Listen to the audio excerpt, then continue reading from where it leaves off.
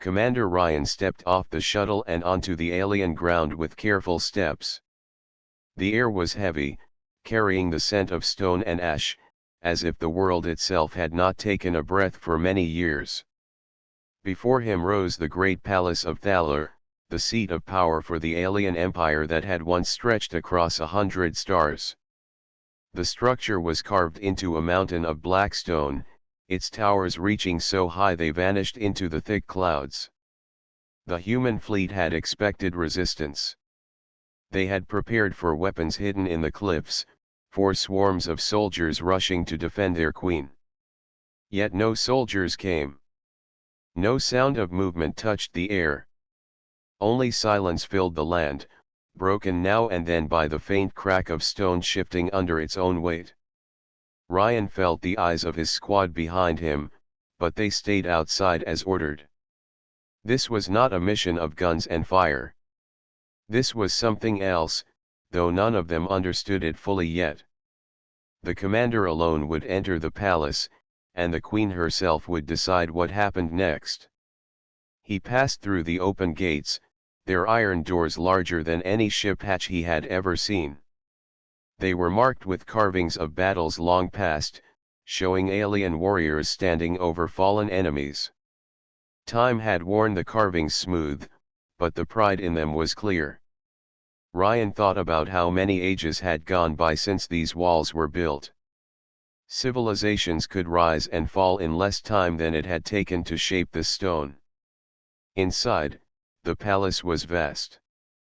Pillars the size of towers held up a ceiling lost in shadows.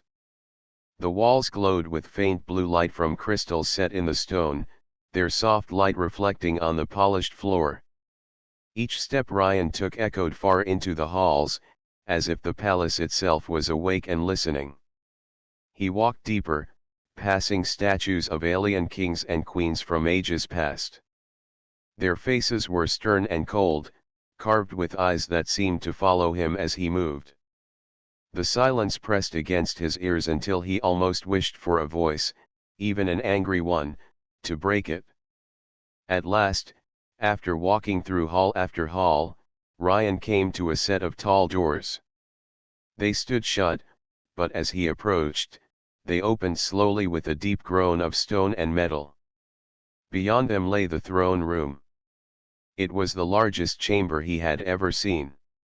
The roof stretched so high it seemed to touch the sky itself, and the floor was set with shining black tiles. Along the walls, tall banners hung with symbols of the alien empire, their colors faded with time. At the far end of the room stood the throne, carved from a single block of crystal that shone faintly in the dim light. And upon that throne sat the queen.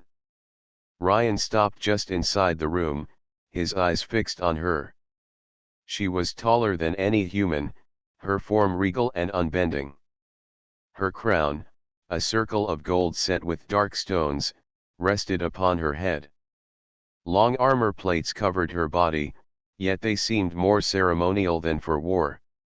Her eyes, bright and unblinking, followed his every step.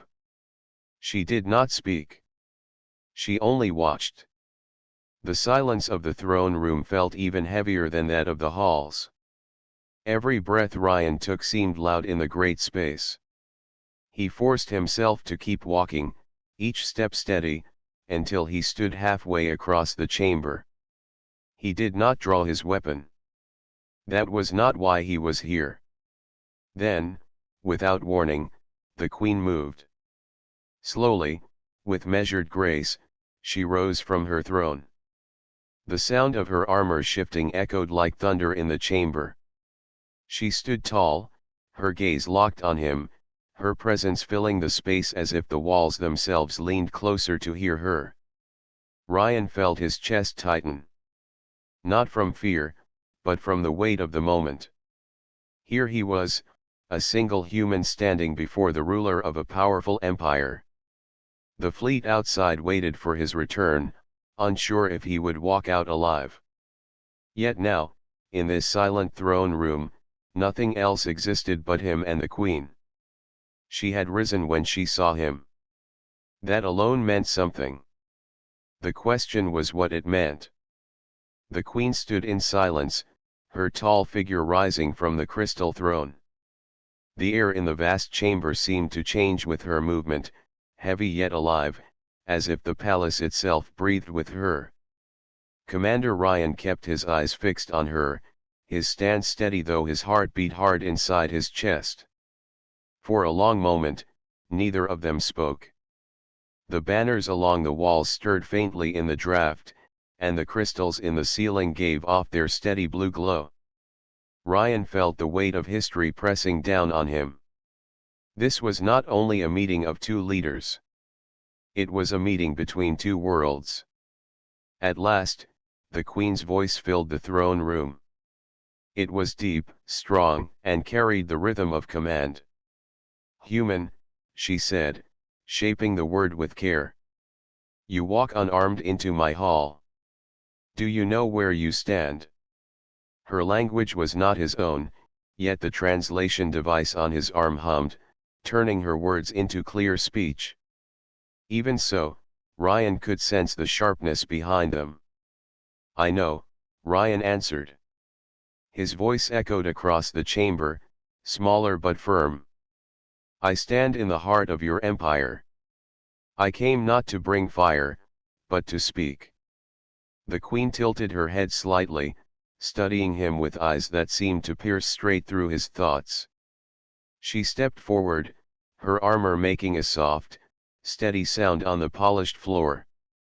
Each step seemed to carry power. She stopped a short distance away, still taller than him even while standing several paces off. "My people say humans are reckless," she said. "That you take what you wish, that you burn worlds, that you fight without end. Why should I believe you came for words and not war?" Ryan drew in a careful breath. The truth of her words weighed heavy. Humanity had fought its way across space, and many times those battles had left scars. But he had not come here to hide truth. "Your people are not wrong," he admitted. "We have fought. We have made mistakes. But we do not fight because we love it. We fight because we must. We are not made to bend easily, and we do not accept chains. That is why I am here. To speak of another path." The queen's eyes narrowed slightly. She was not used to hearing such honesty in her hall. Most who came before her spoke with fear or with flattery. This human spoke with neither. He stood straight, his voice steady, as if he did not know he was standing before one who commanded an empire. Her gaze softened, only by the smallest measure. "Another path," she repeated slowly. "Humans speak of many paths, yet they often choose the blade." Ryan allowed himself a small step forward. The throne room floor shone beneath him, reflecting his image back like water. "Because the blade is the simplest answer. But sometimes the simplest answer is not the right one. That is why I came alone. To show you we are not only made of weapons. We are also made of words." For the first time, the queen's expression shifted. It was not a smile, nor a frown, but something between, a look of thought. She turned and began to circle him slowly, her steps echoing against the tall walls. Ryan held his ground, letting her measure him. "You speak boldly," she said. "Yet bold words are easy. What proof do you bring, human, that your people are different from the stories told of them?" Ryan met her gaze when she came to face him again. "If I were the man of those stories, I would not be here. I would have come with soldiers at my side and weapons in my hands. But I came alone, unarmed, because I wanted to stand before you not as an enemy, but as a man. If that is not proof, then perhaps nothing I say will matter." Silence followed. The great hall seemed to lean closer, waiting for the queen's answer. She stood still, her tall frame unmoving, her bright eyes locked on him. The silence stretched, but Ryan did not break it. He knew this was not a moment to fill with more words. Finally, the queen lifted her chin slightly. "Perhaps," she said, her voice softer now but still strong, "there is more to your kind than I was told." She turned then, walking back toward her throne. But instead of sitting, she stopped at its side, resting one hand lightly on the carved crystal. Her other hand rose, pointing toward him. "You will stay," she said. "You will not return to your fleet. You will remain until I decide what you truly are. A liar, or a bridge." Ryan felt a rush of relief and unease together. He was alive, yes, but he was also now a guest or a prisoner in the heart of the alien empire. He bowed his head slightly, not in surrender, but in respect. "As you command," he said. The queen gave a single nod. Then, with a voice that carried across the hall, she called for her attendants. Shadows moved near the edges of the room, figures that had been hidden until now. They stepped forward, tall and silent, their armor glinting in the crystal light. The queen looked once more at Ryan, her eyes unblinking. "You wish to speak, human? Then speak you shall. But remember this. Words may open doors, but only strength can hold them." Her words hung in the chamber like iron, heavy and unshakable. Ryan knew the trial had only begun. Ryan was led by the queen's attendants into a smaller chamber near the throne hall. The room was not grand like the palace corridors but still carried a quiet strength. Its walls were lined with carvings of stars and planets, and in the center stood a wide table of smooth black stone. Strange vessels of silver rested on it, filled with clear water.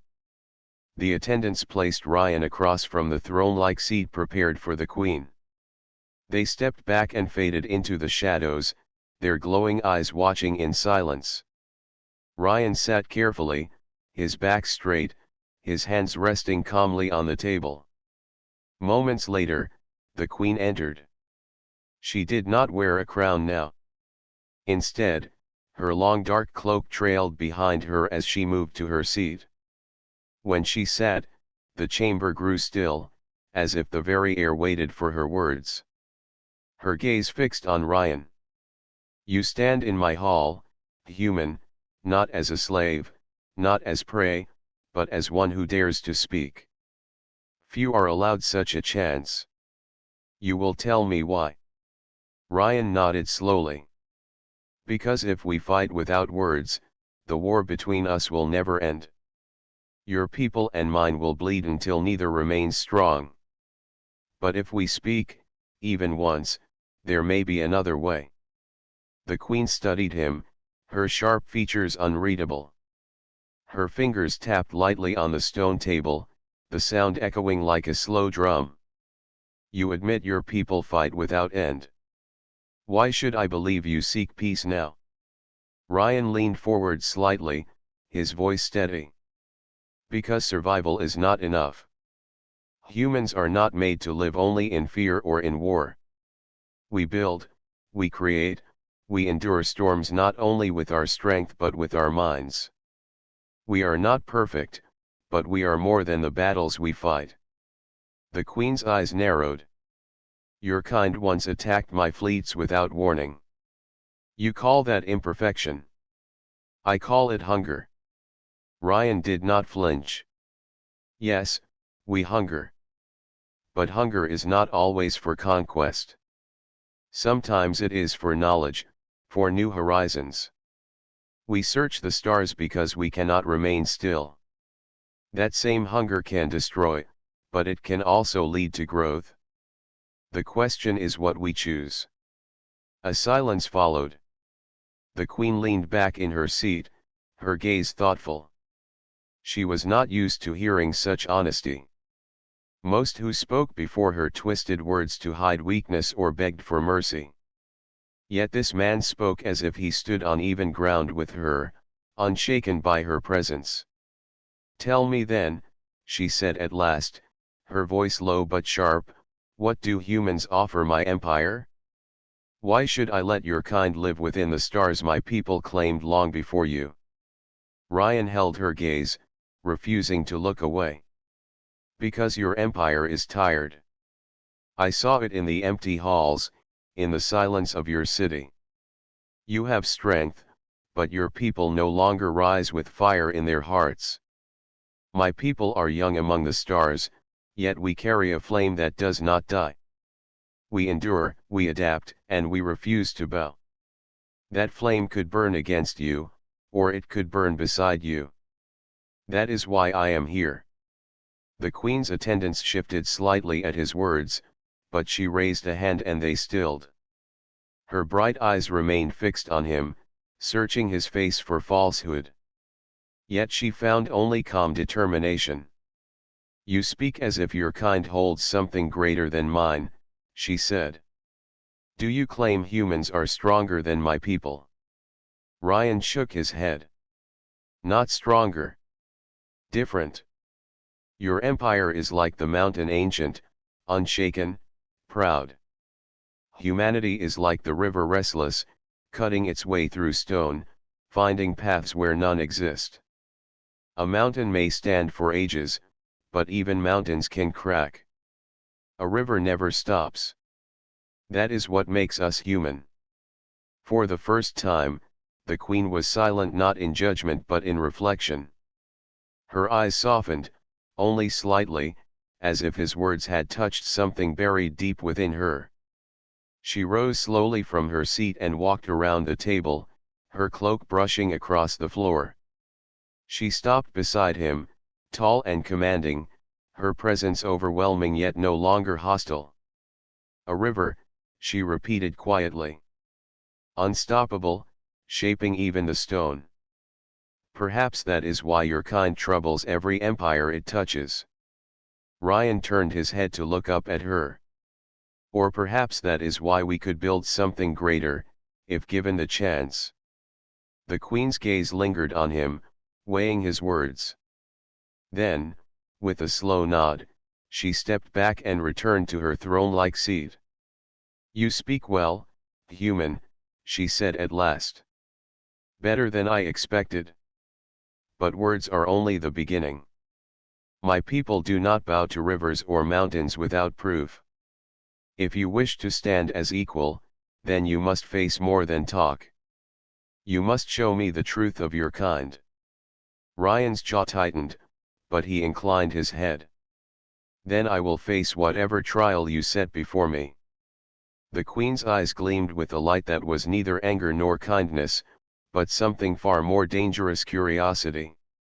Good, she said. Then let us see if the river can carve its way through the stones of my hall. The chamber fell silent again, but it was no longer the silence of mistrust. It was the silence before a test, the silence of two powers preparing to see if words could truly hold weight against destiny.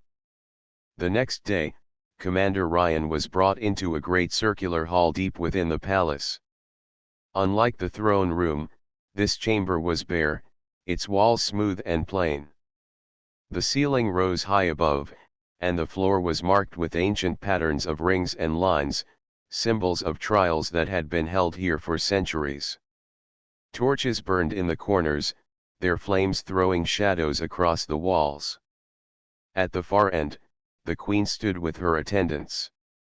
Her cloak flowed around her like storm clouds, and her golden crown shone faintly in the torchlight.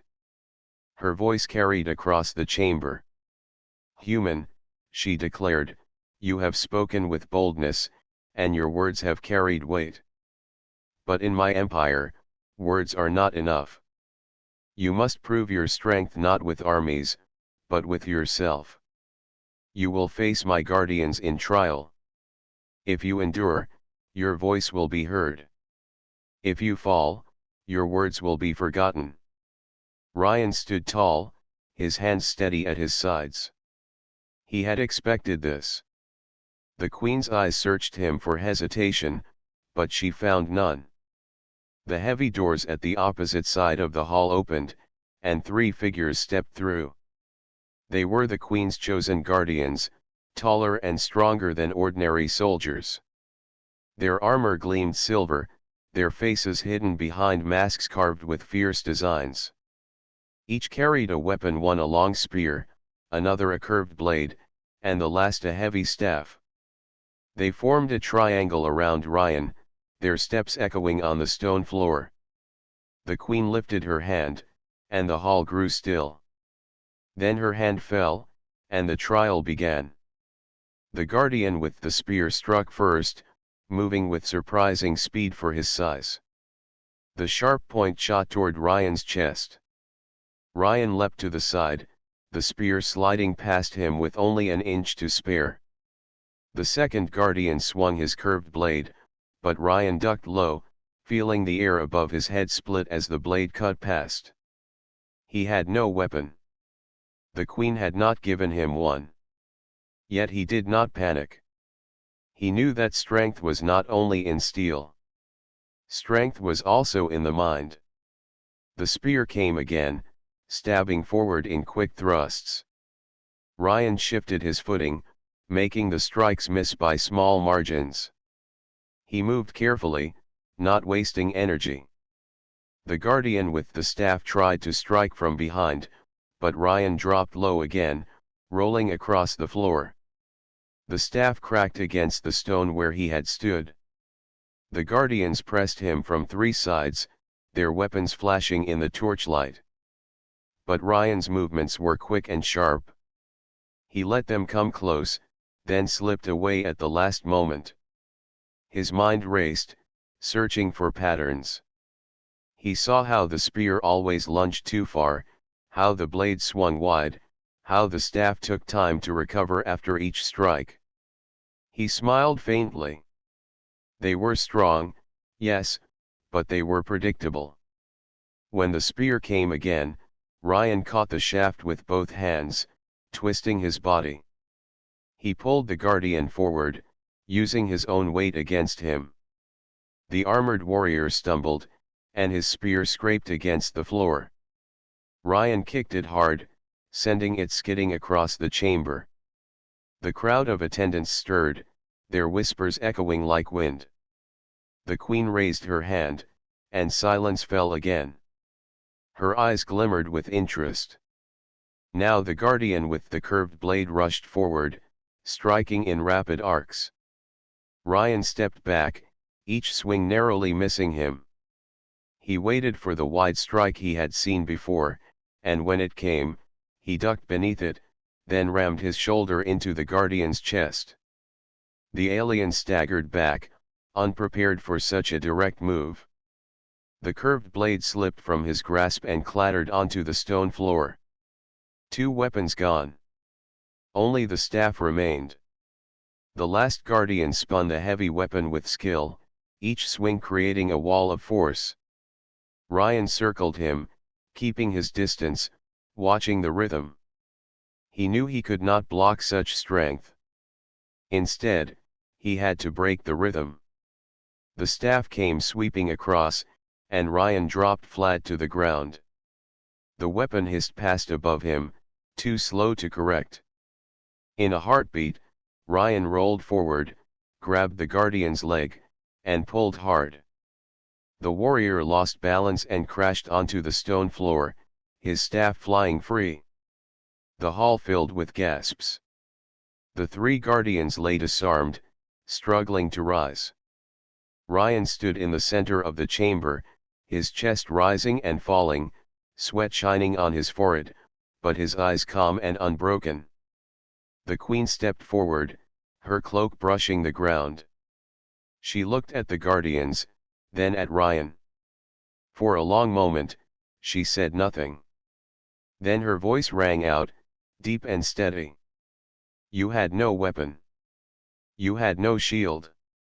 Yet you stood against my chosen and endured. You did not win through force, but through wit. This is not the way of my people. But perhaps it is the way of yours.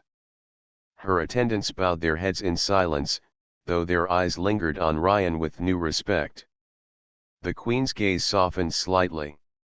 You have proven you are not empty words, human. You are more than a voice. You are a river, as you claimed, flowing around stones and breaking their hold. Ryan bowed his head slightly, his voice steady. I did not come to be your enemy. I came to show you that humanity can endure, not only with strength, but with mind. The queen studied him for a moment longer, then turned to her court. Let it be known, she declared, the human has passed the trial. He will stand before me not as a prisoner, but as a guest. And his words will be heard. The hall shook with the sound of the attendants striking their staffs on the stone floor in recognition of her decree. Ryan stood tall, the weight of the trial lifting from his shoulders. He knew the path ahead was still uncertain, but one thing was clear. Humanity had not bowed. They had stood, and the queen had seen it with her own eyes.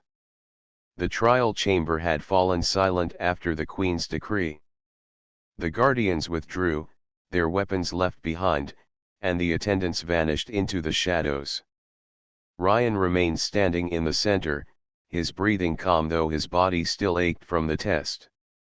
He looked toward the queen, who had not returned to her throne but stood watching him with an expression that was difficult to read. Come, she said at last, her voice carrying through the hall. There is more to speak of. She turned and walked toward a side passage.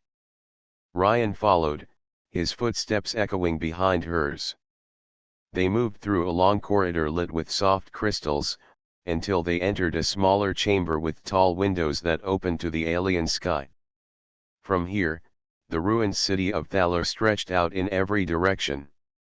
Towers once bright with life now stood dark, and the streets below were empty. The queen stopped near the window, her eyes fixed on the horizon.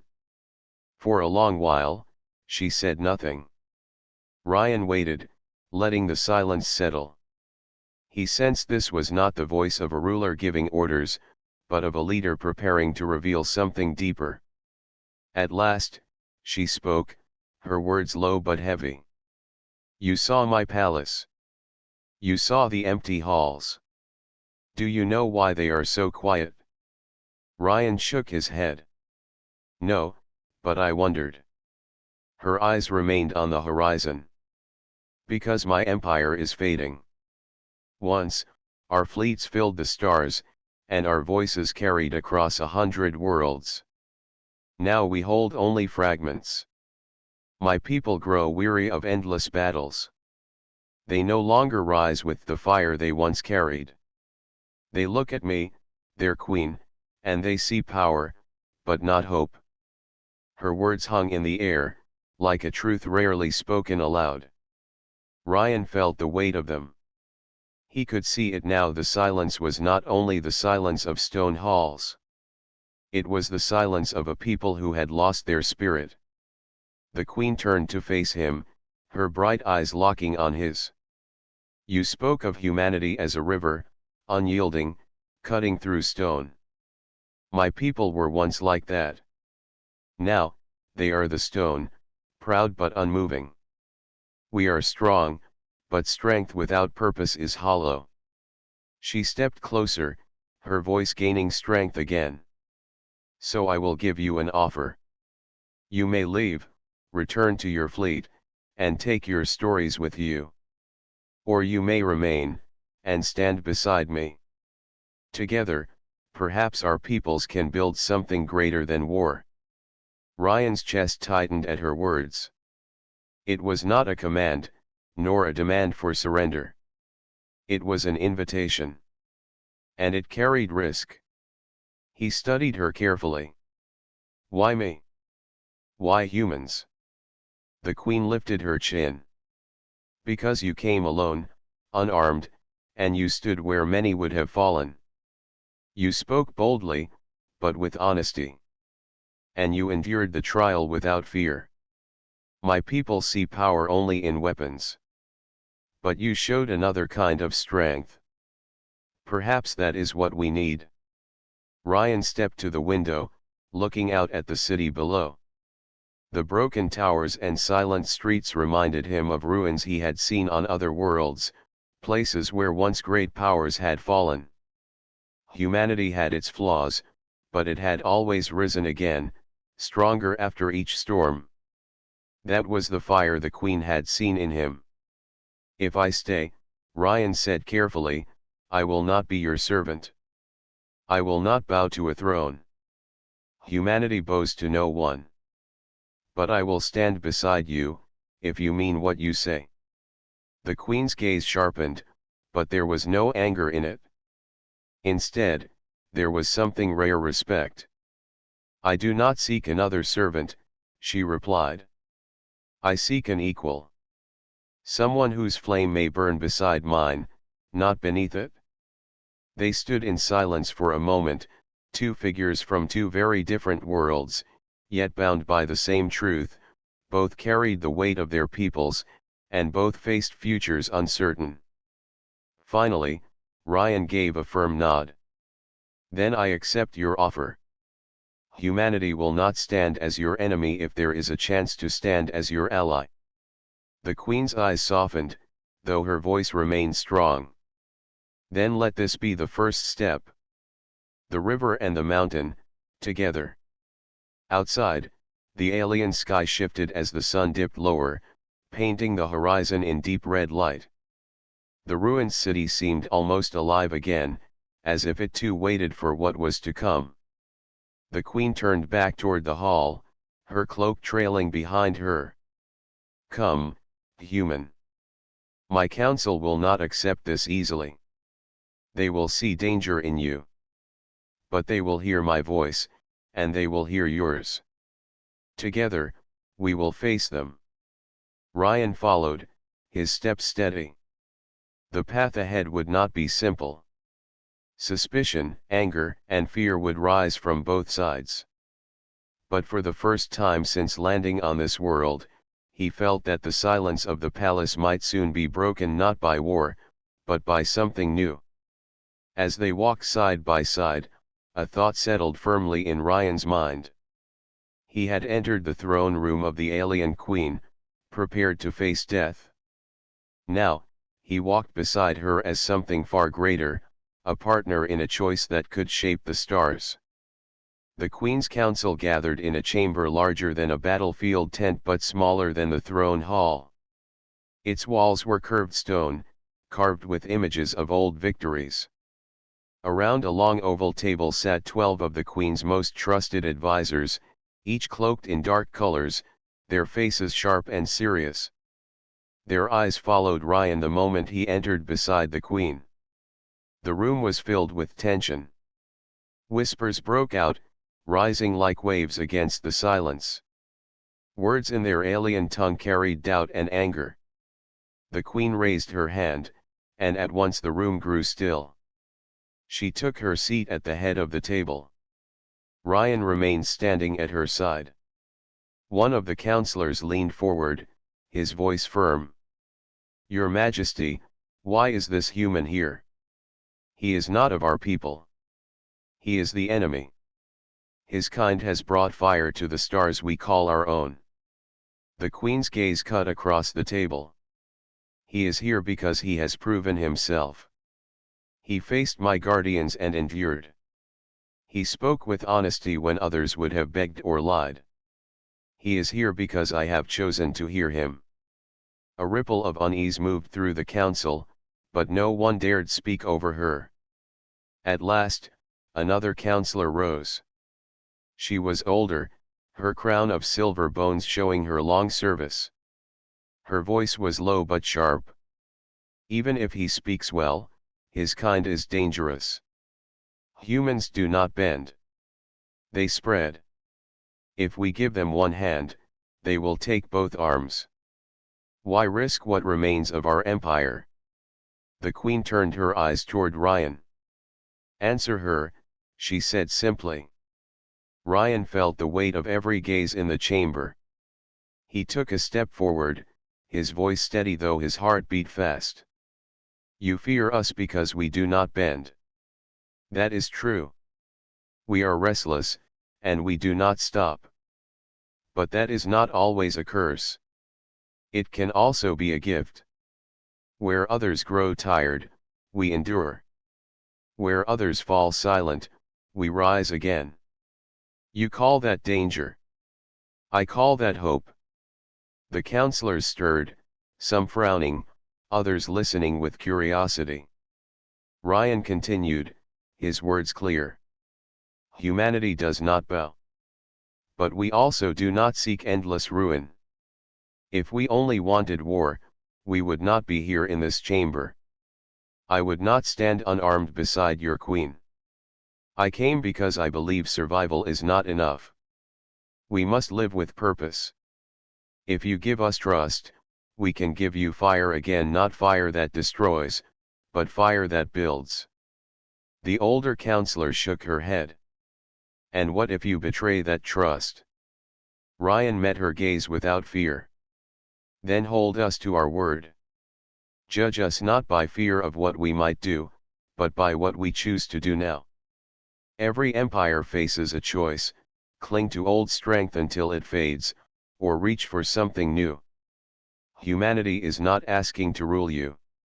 We are asking to walk beside you. The chamber grew quiet.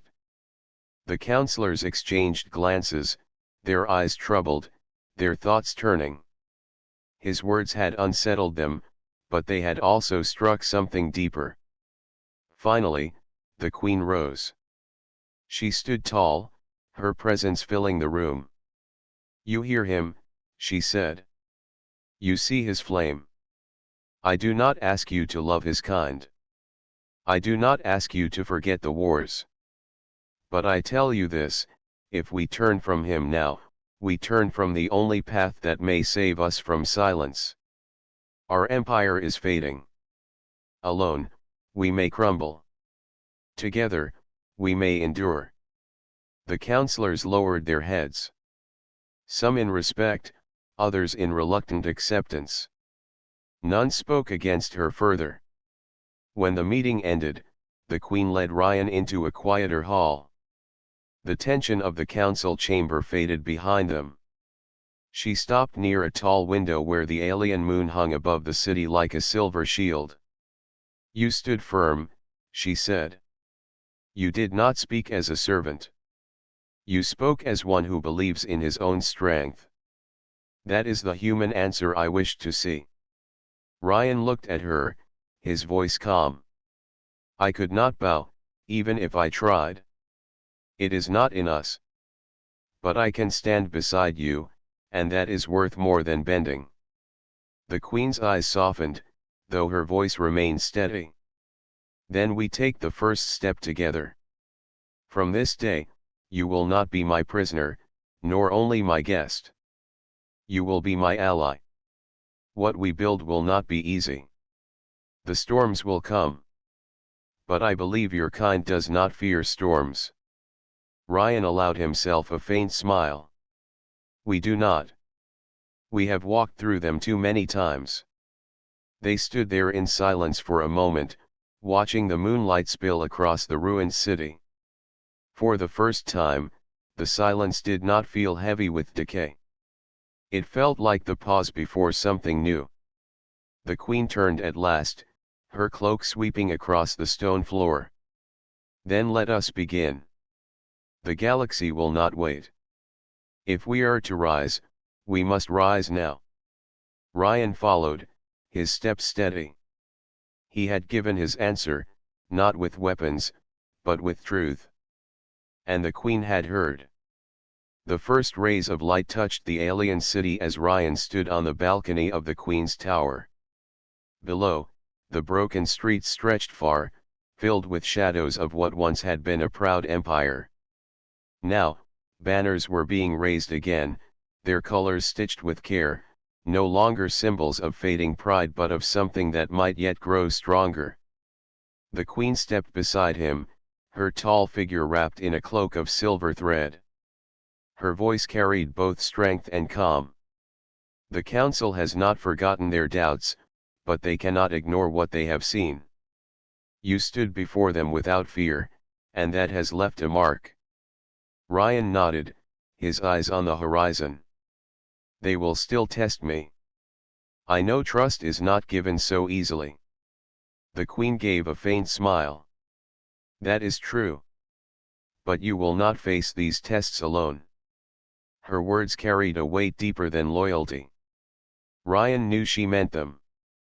Together, they would have to prove that an alliance between human will and alien strength was not a dream but a real path forward.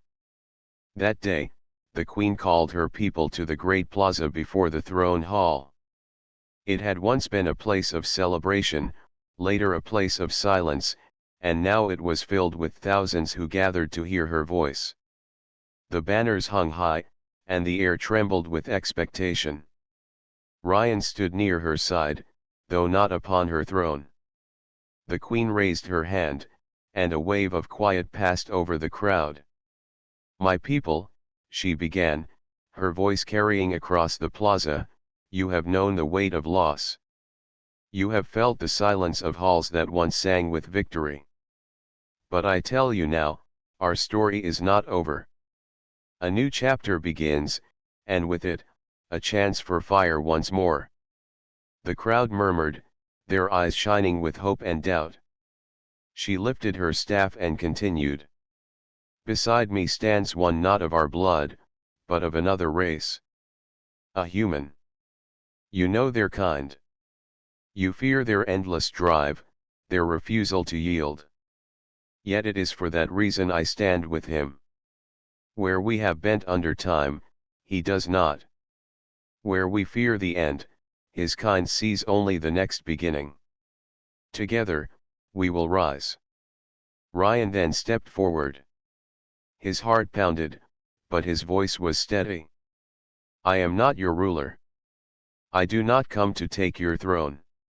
I stand as an ally, not a master. I have seen your queen's courage, and I have seen her people's strength. Humanity does not ask for your chains. We ask to walk with you. Together we can make the stars ours again, not through conquest, but through endurance. The plaza fell silent. Then, slowly, the sound of hands and voices rose, not in fear, but in acceptance. It was not yet full trust, but it was the beginning of something greater. Later that night, Ryan sat in the throne hall. The great pillars glowed with firelight, and the Queen entered with the calm of one who carried both burden and destiny. She moved to the throne but did not sit. Instead, she stood before it and looked at Ryan. This seat has long been a symbol, she said. It was meant to carry one voice, one rule. But times have changed. I cannot carry this alone. If this alliance is to live, it must be more than words. It must be shown in the way we rule. Ryan felt the meaning in her words. You would share the throne, he said quietly. She nodded. Not as equal rulers of one people, but as voices joined. My people must see you not as a shadow in the hall but as one who stands at my side when decisions are made. Ryan stepped closer, the firelight casting long shadows across the carved stone. If I sit here, it will not be to command. It will be to remind your people that humanity stands with them, and to remind my people that your kind is not an enemy but a partner. The Queen's eyes softened, and for the first time, she seemed less like a distant ruler and more like a companion who had carried a heavy burden for too long. She extended her hand. Then let the throne be shared. Ryan placed his hand in hers. Together, they sat upon the great throne, the hall filled with the quiet glow of fire. It was not a moment of triumph or conquest. It was something rarer, a beginning born of respect and unshaken will. From that night on, the throne was no longer a symbol of fading glory. It became a sign of unity. The counselors spoke with caution but also with growing belief.